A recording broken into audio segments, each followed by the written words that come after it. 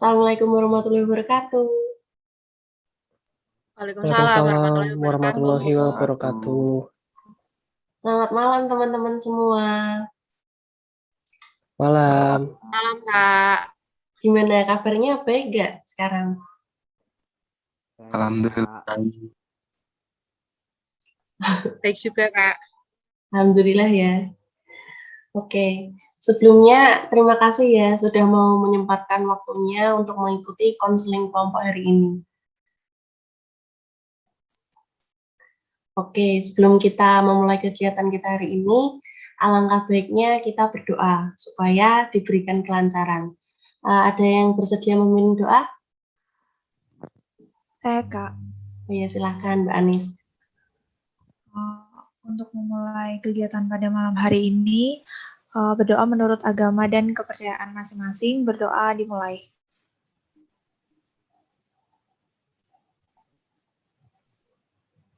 Selesai. Oke, terima kasih Mbak Anis sudah memimpin doa. Sebelumnya sudah ada yang pernah mengikuti konseling kelompok belum? Jauh ini belum sih, Kak.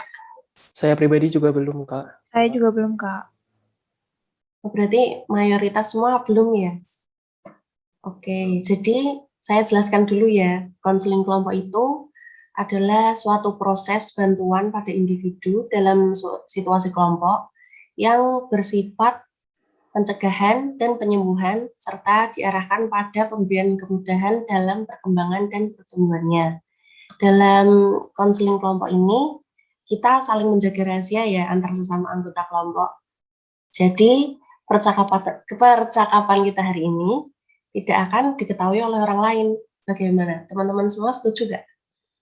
Setuju, Kak. Setuju. Oke. Kalau gitu, sebelum dimulai nih, sebelum acara kita mulai, kita sepakati dulu waktunya. Kira-kira teman-teman sepakat berapa lama konseling kita hari ini? 30 menit. Mungkin agar lebih efisien, 30 menit cukup. 30 Yang menit. lain bagaimana? 30 Yang menit. lain? Yang lain kayaknya manggu-manggu aja setuju ya berarti ya? Iya, setuju. Iya, setuju. Oke, kalau gitu kita sepakat ya 30 menit ya.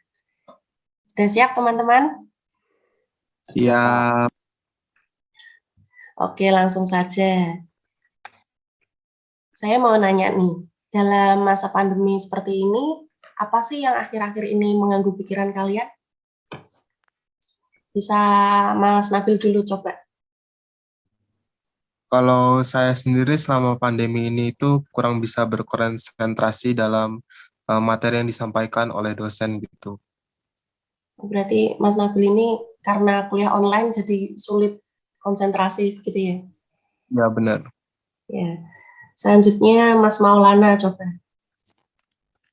Kalau saya selama 3 semester ini bosan mengikuti perkuliahan online karena ya itu harus kuliah di rumah tanpa bertatap muka dan tanpa bertemu teman-teman atau dosen yang lainnya juga.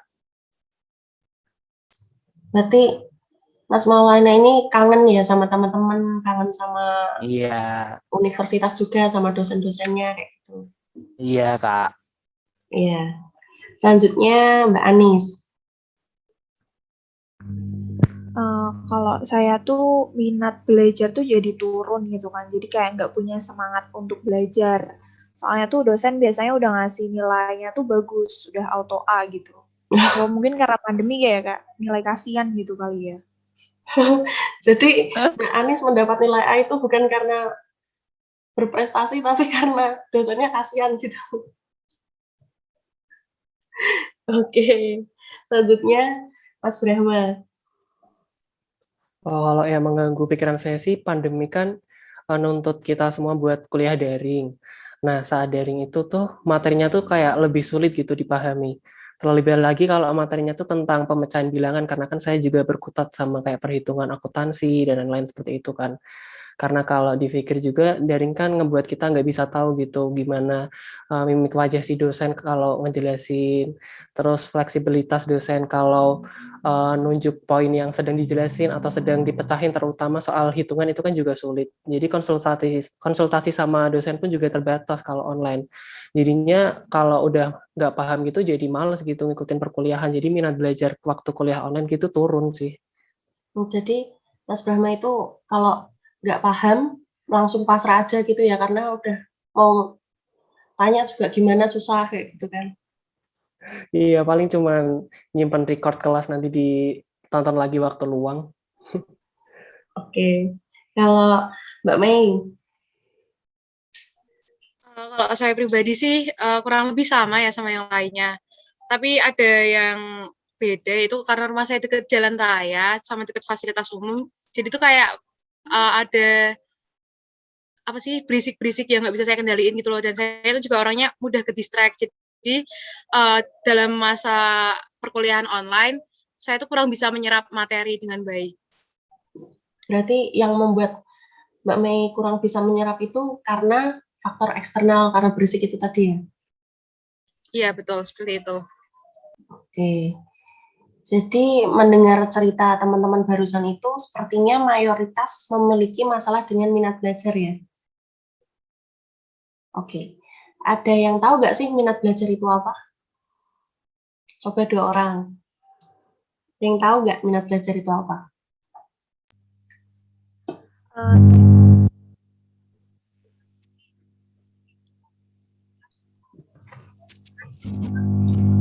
Mohon maaf memotong Anis, suaranya tidak terdengar. Sepertinya gangguan. Oke. Udah terdengar? Iya, sudah Mbak Anis. Oke, jadi menurut saya minat belajar itu ketika seseorang tuh punya perasaan yang senang untuk melakukan sesuatu gitu, kayak belajar contohnya. Itu tadi minat belajar. Gitu sih, Kak. Oke, ada satu lagi. Saya mungkin ingin menambahkan sedikit karena secara garis besar juga sama kayak Mbak Anis ya. Jadi menurut saya tuh minat belajar tuh kayak rasa ketertarikan yang tumbuh gitu di benak seseorang ketika seseorang tuh punya hasrat untuk mempelajari atau memperdalam suatu hal. Nah, dalam masalah perkuliahan, contoh kecilnya tuh kayak ketertarikan atau kesenangan seseorang itu tumbuh untuk mempelajari materi perkuliahan. Seperti itu yang saya dapat paparkan. Ya, benar sekali ya tadi yang dijelaskan oleh Mas Brahma dan Mbak Anis. Minat belajar itu sebuah ketertarikan seseorang untuk belajar yang menimbulkan perasaan senang ketika melakukannya. Seperti itu ya, berarti ya simpulannya. Selanjutnya, menurut kalian, ciri-ciri minat belajar itu apa aja sih? Coba 2 orang lagi. Kalau menurut saya, ciri-ciri minat belajar itu yang pasti harus memperhatikan dan setelah itu mengingat materi apa yang telah disampaikan oleh dosen. Oh ya, seperti itu. Selanjutnya, Mungkin kalau menurut saya agak beda sama Mas Nabil ya, karena menurut saya tuh minat belajar itu tuh dilihatnya dari partisipasi aktif dalam pembelajaran itu sendiri. Jadi ada interaksi langsung antara yang memberi pelajaran dan yang menerima pelajaran. Kayak misal kalau ditanya yang jawab, kalau nggak tahu ya nanya. Jadi nggak cuma diem-diem dan mengingat materi gitu aja. oh iya, benar sekali ya tadi ya yang disampaikan Mbak Mei dan Mas Nabil tadi. Ciri-ciri seseorang memiliki minat belajar itu ketika dia mengikuti pembelajaran itu dengan aktif. Ya tadi kalau nggak paham dia bertanya, kalau pengen menjelaskan dia ngomong, kayak gitu. Terus juga memperhatikan materi dan merasa senang juga ya kalau belajar. Selanjutnya, menurut kalian nih, apa saja sih faktor yang mempengaruhi minat belajar? Versi kalian. Ada yang mau menjawab? Baik, jadi menurut saya faktor yang mempengaruhi untuk minat belajar tuh kayak misal kita punya cita-cita yang besar gitu, punya target yang besar untuk dicapai gitu. Jadi kita tuh jadi semangat untuk belajar, itu sih menurut saya. Oh iya. Selanjutnya, ada lagi?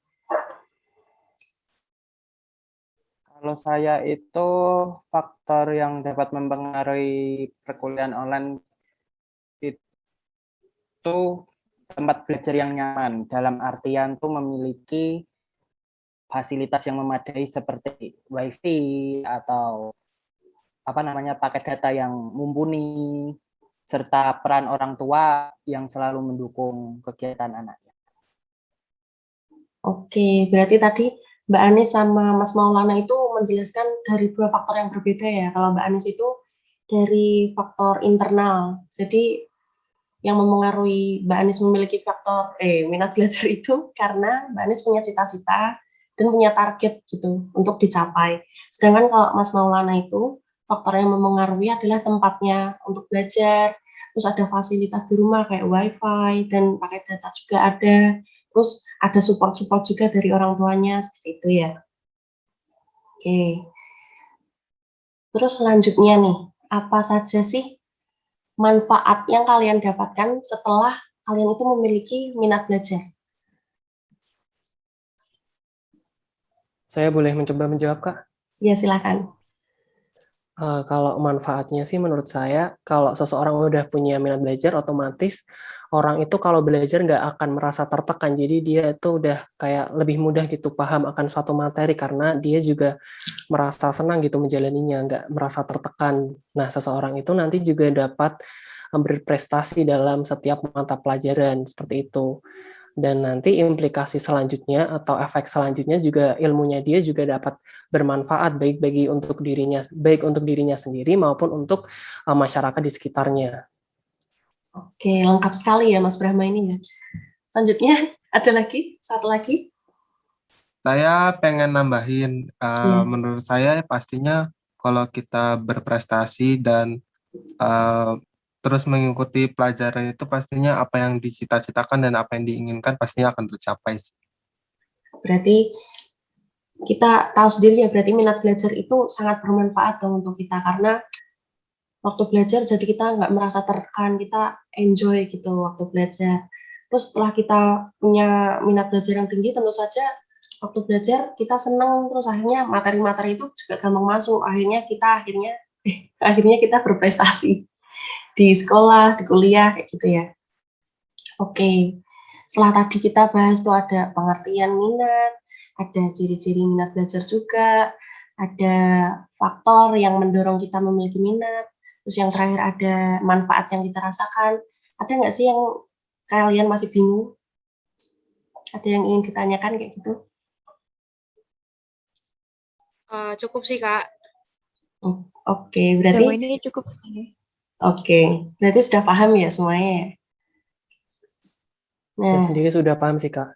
Terlebih lagi tadi Kakak kan juga nambahin jawaban juga kan. Makasih banget itu. ya. Oke, setelah ini saya mau bertanya nih ke Mbak Mei. Perasaan Mbak Mei setelah mengikuti konseling ini apa sih? Perasaannya ya saya pribadi tuh jujur seneng karena kan bisa berbagi kegelisahan dengan teman seperjuangan lah intinya. Ternyata tuh kegelisahan dan keresahannya tuh rata-rata sama gitu loh. Nggak jauh beda sama apa yang saya pribadi rasain. Oke, berarti Mbak Mei senang ya sharing-sharing gitu sama temen. Kayak gitu. Oke, selanjutnya Mas Maulana, saya mau tanya. Setelah mengikuti konseling ini, apa sih pemahaman yang Mas Maulana dapatkan? Pemahaman itu sendiri itu bagi mahasiswa atau mahasiswi bisa dimengerti dengan cara meningkatkan minat belajarnya. Apapun akademis yang kita miliki saat ini, pertahankan minat untuk mau belajar. Kalau kita tidak memiliki minat belajar dengan baik serta hasratnya hilang, materi apapun yang selama ini disampaikan oleh dosen itu akan sulit dimengerti oleh kita sendiri. Bahkan kita jadi acuh saat diterangkan. Berarti Mas Maulana sudah menangkap ya manfaat-manfaat apa saja yang Mas Maulana dapatkan gitu ya, kalau memiliki minat belajar. Iya, Kak. Oke, yang terakhir, Mbak Ani saya mau bertanya nih. apa yang akan Mbak Anis lakukan setelah mengikuti konseling tentang minat belajar ini? Mungkin yang akan saya lakukan setelah ini tuh kayak menyiapkan ruang belajar yang lebih nyaman gitu, supaya tuh minat dan semangat kita untuk belajar tuh juga bisa meningkat gitu. Jadi moodnya tuh bagus buat belajar kalau misalnya di sekelilingnya kita itu nyaman gitu ruang tempat belajarnya. Berarti Mbak Anis setelah ini kayak mendesain ulang tempatnya biar supaya belajar itu lebih nyaman seperti itu ya? Iya, kurang lebih seperti itu. Oke, dari tadi saya coba simpulkan ya dari percakapan kita tadi ya. Tadi kita sudah bicara tentang pengertian minat belajar yang yaitu sebuah ketertarikan untuk belajar yang menimbulkan perasaan senang ketika melakukannya seperti itu. Kemudian kita juga membahas ciri-ciri orang memiliki minat belajar, kayak kita enjoy waktu belajar seperti itu ya. Terus selanjutnya kita juga berbicara tentang faktor yang mempengaruhi seseorang memiliki minat belajar seperti cita-cita dan target yang dimiliki seperti itu. Terus yang terakhir ada apa tadi ayo? Ada manfaat yang kita rasakan kan setelah memiliki minat belajar. Seperti kita akan berprestasi seperti itu. Nah, sepertinya waktunya sudah 30 menit ya. Sesuai dengan kesepakatan kita tadi, kita cukupkan konseling hari ini. Tapi sebelum kita mengakhiri, sebaiknya kita berdoa supaya konseling hari ini tuh bermanfaat untuk kita semua. Silahkan yang mau memimpin doa. Oke, baik, saya akan mewakili teman-teman buat memimpin doa. Sebelum diskusi kita tutup, alangkah baiknya kita berdoa nih terlebih dahulu, sehingga ilmu yang kita dapat malam ini, hari ini, dapat bermanfaat ke depannya. Berdoa menurut agama dan keyakinan masing-masing, berdoa dipersilahkan.